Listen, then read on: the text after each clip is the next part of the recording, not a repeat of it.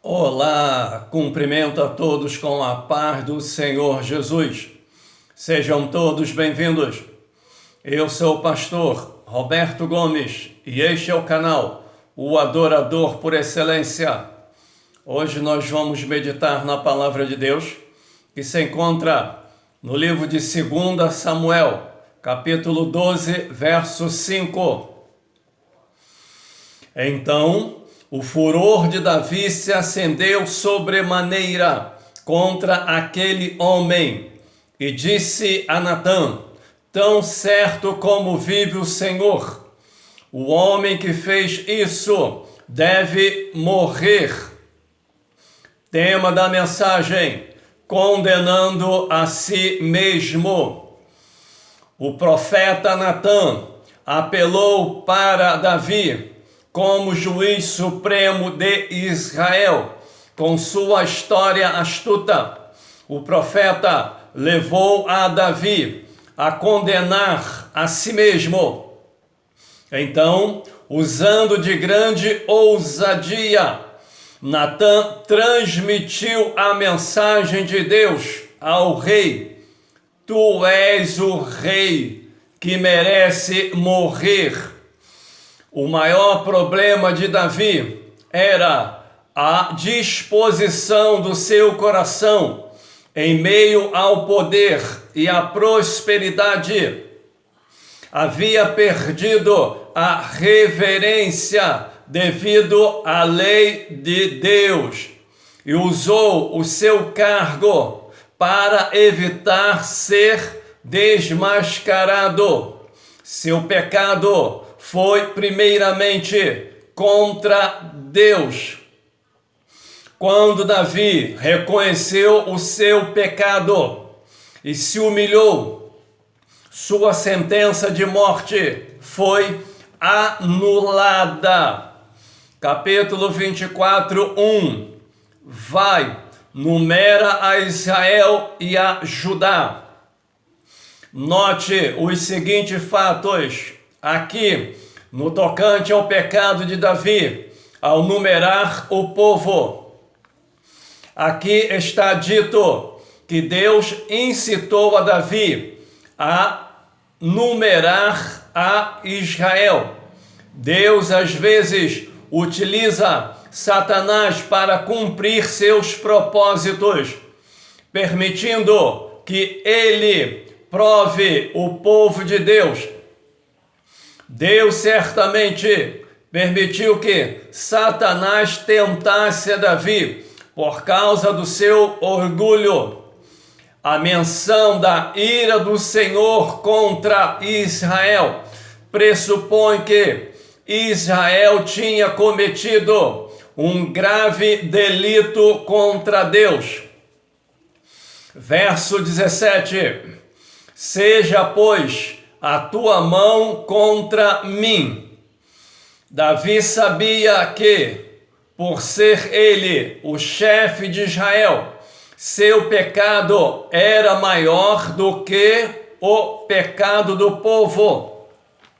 Com solicitude pelos seus súditos, estava disposto a aceitar a totalidade do castigo. Uma das características mais nobres de Davi era a sua disposição de aceitar com humildade o castigo divino por seus pecados. Verso 24: holocaustos que não custam nada. As palavras de Davi expressam a verdade de que o valor das nossas reais dádivas, serviço e vida diante de Deus não são medidos pelo sacrifício e custo envolvidos. A abnegação e a disposição de sofrer por amor à justiça são princípios do reino de Cristo. Um cristianismo que nada custa, nada vale. 1 Reis, capítulo 2, verso 4. Se teus filhos guardarem o seu caminho. Davi tinha aprendido, mediante árdua experiência, a disciplina, que o sucesso e a bênção de Deus dependiam da firmeza nos caminhos e na verdade de Deus. Por isso, Davi estava muito empenhado no sentido de que Salomão vivesse em obediência e lealdade a Deus. Mesmo assim, Salomão e seus filhos acabaram ignorando as admoestações de Davi e se desviaram de Deus e do seu conserto. O resultado foi o juízo divino contra Salomão, a divisão do reino e, finalmente, a destruição tanto do reino do norte quanto o reino do sul. O pleno cumprimento das promessas de Deus a Davi realizou-se somente em Jesus Cristo. Versículo 27. Para cumprir a palavra do Senhor. Quase 120 anos antes disso, um homem de Deus pronunciara uma palavra profética ao sumo sacerdote Eli a respeito do castigo divino contra essa casa. Parte desta profecia cumpriu-se logo. A outra parte requereu um longo tempo. A remoção de habitar do sacerdote era parte do cumprimento da palavra de Deus a Eli. Deus nunca se esquece. Ele sempre vela sobre a sua palavra para a cumprir. Embora às vezes esse cumprimento leve muito tempo, até décadas e gerações, a palavra de Deus cumprir-se-á plenamente no devido tempo. Capítulo 3, verso 9. Até o servo, pois, dá um coração entendido. Salomão começou o seu reinado com fé no Senhor e amor a Ele. Orou pedindo sabedoria e um coração entendido. Deus se agradou do seu pedido e atendeu sua oração. O dom da sabedoria que Deus deu a Salomão, porém, não era uma garantia que ele sempre andaria em retidão.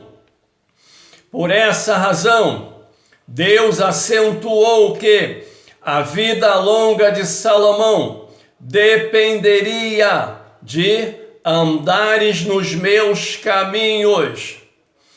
A infidelidade de Salomão, posteriormente, impediu a realização integral da vontade de Deus na sua vida. Verso 10. Esta palavra pareceu boa aos olhos do Senhor.